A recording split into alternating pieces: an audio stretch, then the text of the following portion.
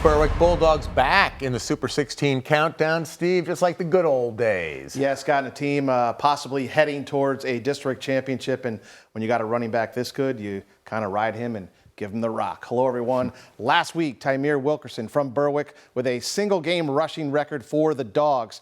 390 yards on 24 carries in the win over Williamsport and closing in on 2,000 yards for the season and 26 touchdowns. Here's Eve Hernandez on why number 5. Berwick is undefeated at 8-0.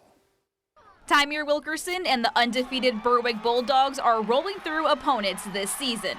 Berwick has clinched their division title in the Wyoming Valley Conference with an 8-0 record. A big reason behind their success is the 6'1", 205-pound running back in Wilkerson, who broke his own school record for most yards in a single game, rushing for 390 and 5 touchdowns against Williamsport. It felt good. I had the intentions, yo, I'm gonna come in, try to break my record again against the same team. I know our team is much stronger, much faster, so I was like, yeah, this is the time, time to beat it.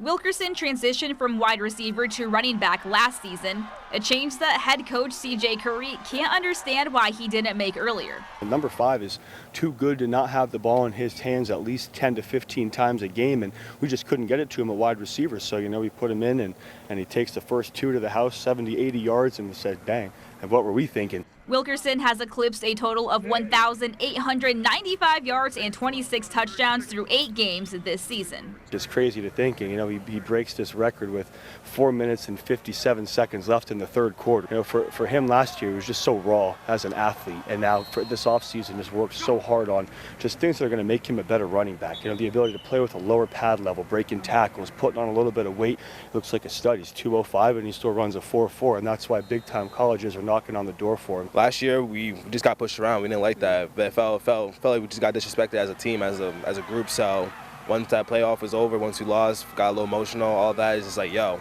want to feel like that. We don't want to feel like that. We want to get stronger, faster, smarter, so we can just overpower a team, step on their throat, and just do what we got to do.